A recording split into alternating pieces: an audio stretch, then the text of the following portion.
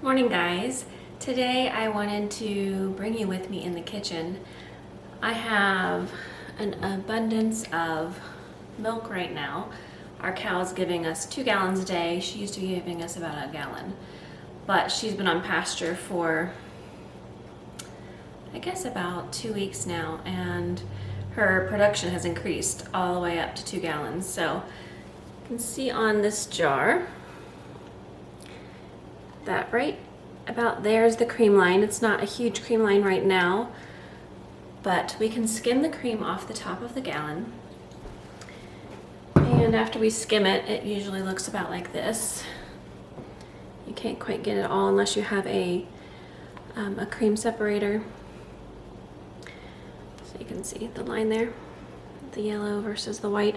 And it's yellow because she's on grass. So the grass, the beta carotene in the grass turns the cream more of a yellowy color than hay does.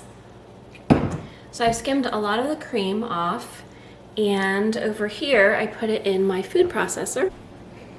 So I put the cream into the food processor, and there's like a max liquid line here, and just turned it on, and once it gets to the butter stage, it will just make a completely different sound. I wish I would have done that for you so you could hear the difference. It's completely different. You can definitely tell when it's butter. So that's butter, and it's ready to get washed, and we'll do that together. And then over here, I have 2 gallons of milk on the stove in a pot, and it is going to be, my friend gave me the recipe, it's called Velveeta, but it's not Velveeta. It's like just a creamy, melty cheese that it's really great on queso. It's really good on mac and cheese. It's good on tacos. It's good on everything. It's good on grilled cheese. So we will make that together too. All right, so let's get this butter finished off.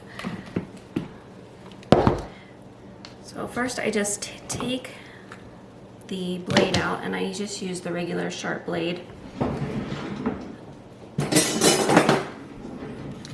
Get as much butter off as you can. Then I like to try to smush the butter all together in one side, so it kind of forms a bit of a ball.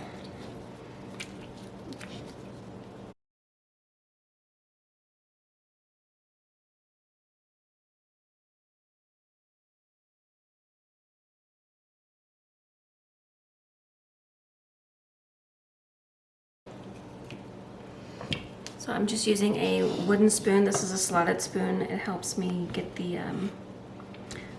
able to kind of squeeze the whey out, or the buttermilk, I'm sorry.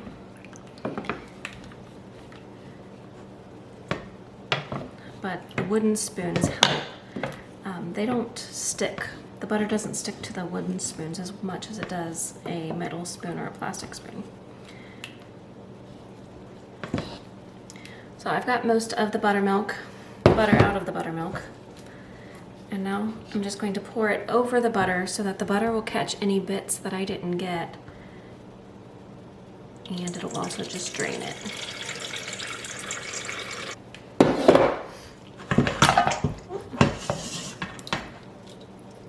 Just give it a few presses to get some extra buttermilk out.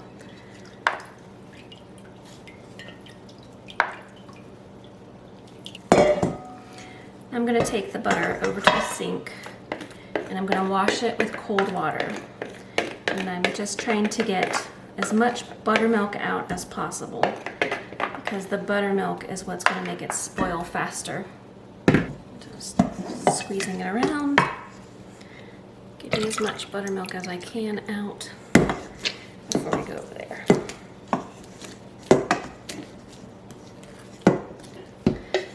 See how beautiful that butter is? It's already such a pretty yellow. All right, come on over to the sink with me. All right, guys, I trust that you will forgive me for my dirty dishes. No judgment here, right? Let's see, can you see the butter down there? And my sink, goodness sakes. I don't know if you all have ever had a white sink, but it is the hardest thing to keep clean. So I'm just smashing the butter and draining it out.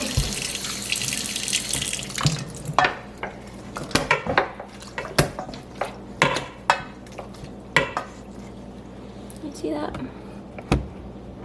It's a little bit better.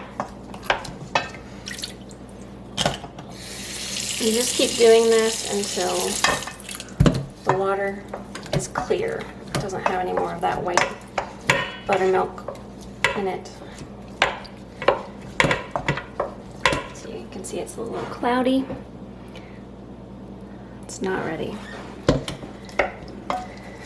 For the sink, if anybody has any tips on how to keep a white sink clean, put it in the comments below.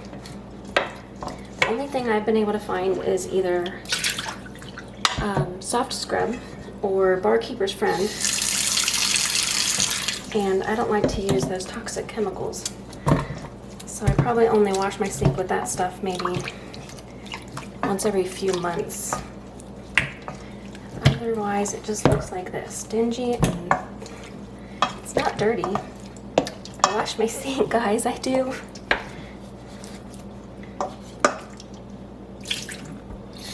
This part always seems to take forever.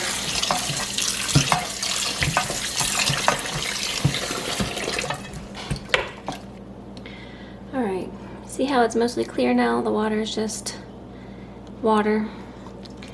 It's ready. So now I'm just going to smash all the water out as much as I can. I want to try to get all the water out, all the liquid out.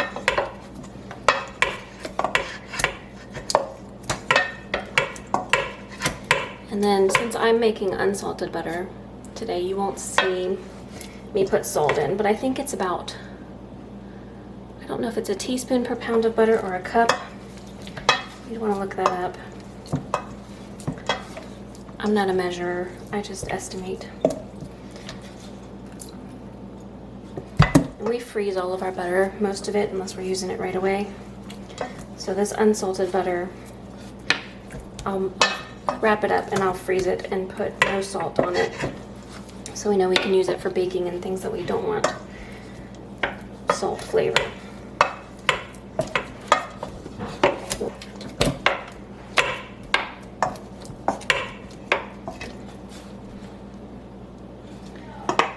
Alright, pretty good there.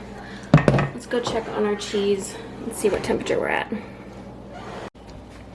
Alright, for our melty cheese, sorry for this super close up, we want to get to 140 degrees before we start doing anything. We're probably there. Eek! We're too high, so now I've got to let it cool down a bit.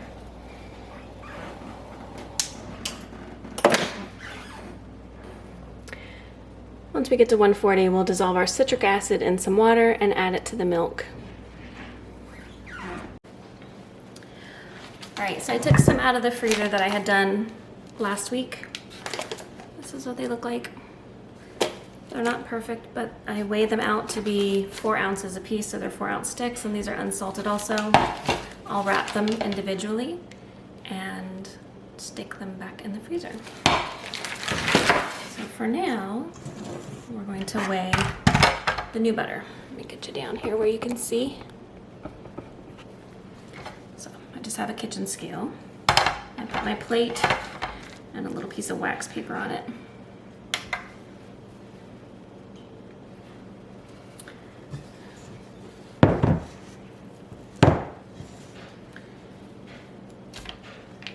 And just a little bit over 4. There you go, 4 ounces. So when I'm done, I'll do all of them into 4-ounce sticks, and then I just kind of shape it with my hands into a stick. I'll make sure your hands are kind of chilly. So I wash mine with cold water until they're not as warm. Although they're still too warm. They're a little bit, makes it a little bit melty.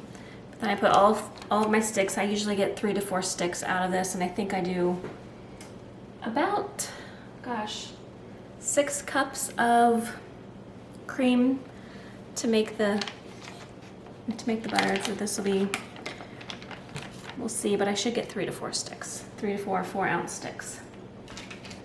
And I just put it to the side, and we'll wrap them in just a minute.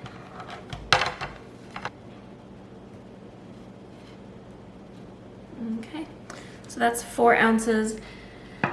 And we wanted some fresh for some biscuits, so we're just gonna go ahead and put this into our little jar and put it straight into the freezer instead of making it a bar. So I did end up getting 4 full 4-ounce bars, which is just a pound, and then I have a little bit left that I can scrape and put into my jar too, because you don't waste butter. So I'll just finish making these into sticks. So you'll take some freezer paper, I cut it to the length of the butter, and then I just divide the sheet into 3.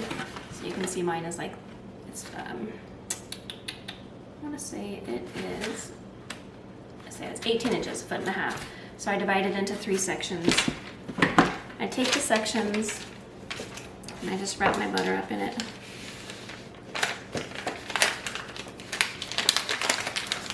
And I use painter's tape. You can use masking tape, whatever will stick well and stay stuck. Just fold it up like a little present. And then I will write, most of the time I make salted butter. So I just write when I don't make salted butter. So this one will say no salt.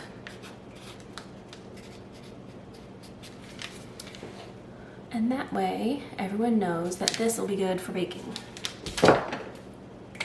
So these guys will go on the plate in the freezer. Just lightly cover them, stick them in there, and then this extra into this little jar. These little jars are perfect to keep just a bit of butter in your fridge. Got them from Costco years and years ago, and I wish I could get them again. Liquid. So this, since it's unsalted, we will have to use it pretty quickly before it goes sour. I don't know if it ever actually goes bad, but it'll have a little bit of an off flavor to it.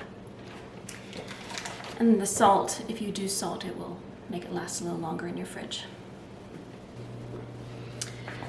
All right, so the Velveeta cheese is now to 140 degrees. We're going to dissolve 3 teaspoons per gallon of citric acid into water.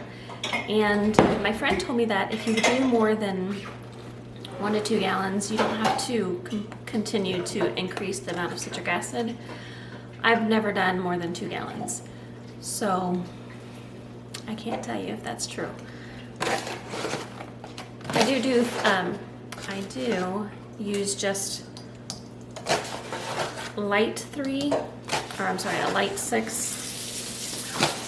teaspoons so that it's not quite as much. You can use vinegar also, but I have not used that. We're almost out of citric acid here, so I'll probably be trying the vinegar soon. So we'll just stir it up, and then you put it into your warm milk, and it'll start to separate a bit into curds and whey, and it'll get kind of slimy. I'll show you what that looks like. I've got my daughter in the background doing dishes. Isn't she wonderful? Alright, so we'll just pour it all over the top, and then you want to make sure you stir it in really well. Bottom, make sure it gets all the way in there. It starts happening pretty quickly that it turns into, or that it starts to separate.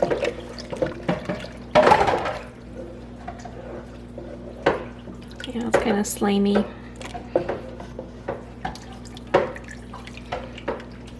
Just like to keep gently stirring it until I feel like it's getting all the way through it.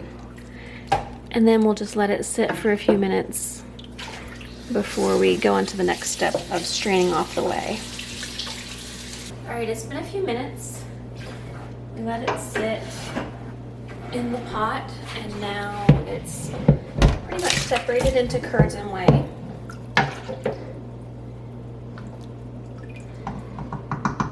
So now we're just going to take it and pour it through a colander. I have a colander sitting here in my sink. And this is what I use as cheesecloth. It's like a gauzy material that I used to use. Back when I had babies, I used it as my sling for them.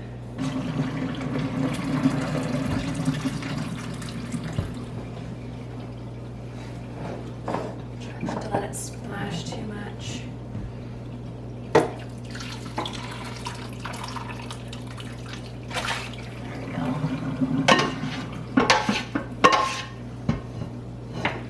We're going to keep the pot though, because we're going to do that in just a second. Now, we're going to take our cheese in our cloth, and we're just going to roll it back and forth. And I know that's hard to see right now. Let me see if I can get you a little closer. But we're going to take the edges of the cloth and just roll the ball of cheese. And we're just helping the whey to get out from inside of the cheese. It doesn't have to be super dry. So I just go from different angles, and it does stick to the cloth, and that's a little bit annoying. But I don't know a good solution for that. Keep rolling it.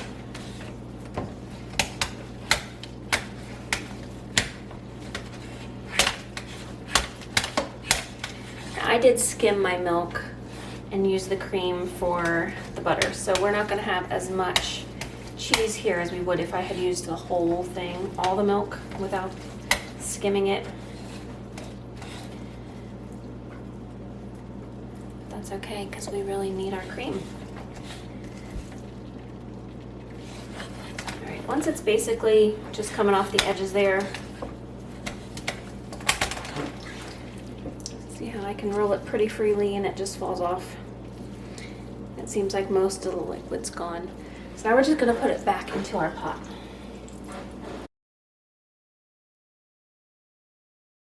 You'll see me look over here a lot. There's a tip for you. I keep a little push pin in my wall with a binder clip, and I just hang up the recipes that I use all the time on it, and then I don't have to have a book around me. We use 3 teaspoons of salt.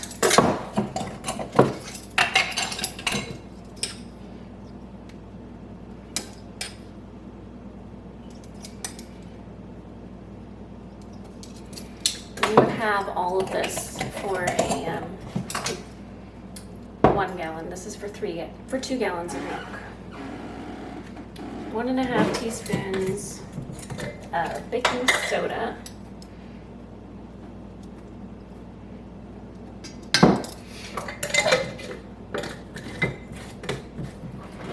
And the recipe calls for 4 tablespoons of the cheese powder per gallon. I do 4 tablespoons for 2 gallons. It's pretty expensive stuff, but it does give it a good flavor.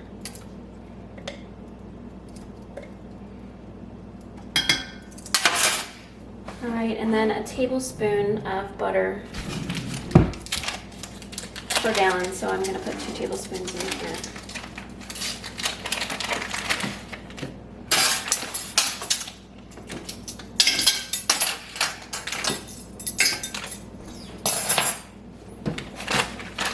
Then we're just going to turn it onto medium heat and stir it.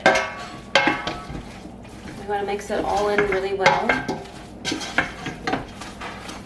It's kind of dry looking, but it'll get creamy.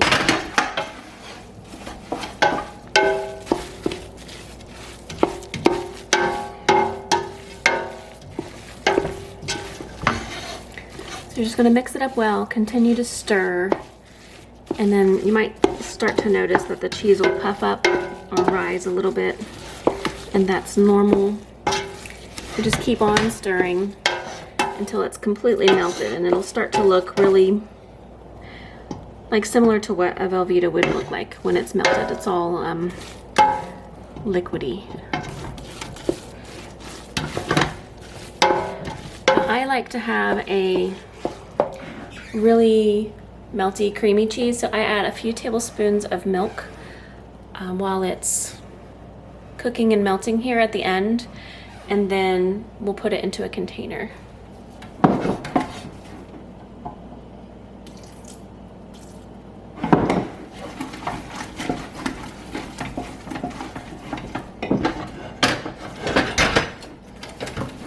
You can see it's not quite there yet, it's still a little clumpy, chunky.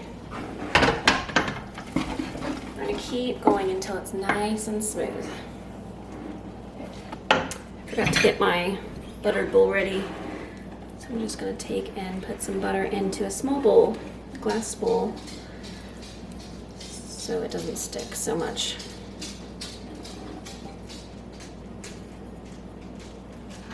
I think we're just about there. Go ahead and turn off the heat. Make sure I got everything in my recipe. And then you can kind of see, it's a little steamy, but you can see there that it's really melty.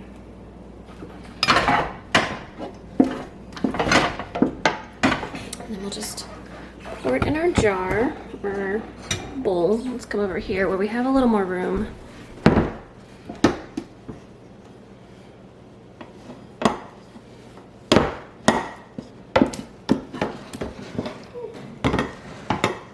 Slippy.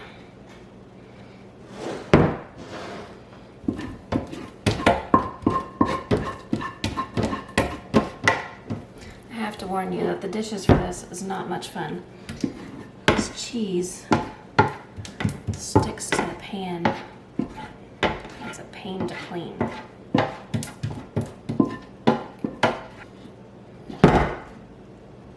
Cools off quick and starts to turn solid. So this is amazing on some elbow macaroni for mac and cheese. We'll add a little bit of milk or butter to make it a little bit more liquidy. Can you see? Come on. Come on down here. Okay. So it's nice and melty. Another good thing to make with it that we love to do is to put, we will take a little bit of salsa and dump it into some of this queso cheese and melt it. And it makes the best queso on tortilla chips, on tacos. So I'll find a way to link the recipe. I might have to put it up on the blog. It's kind of a long one. So if you try it, let me know. And if you have any questions or comments, leave them in the comments below and I'll get back to you. And I hope you enjoyed this video. Thanks for hanging out with me today.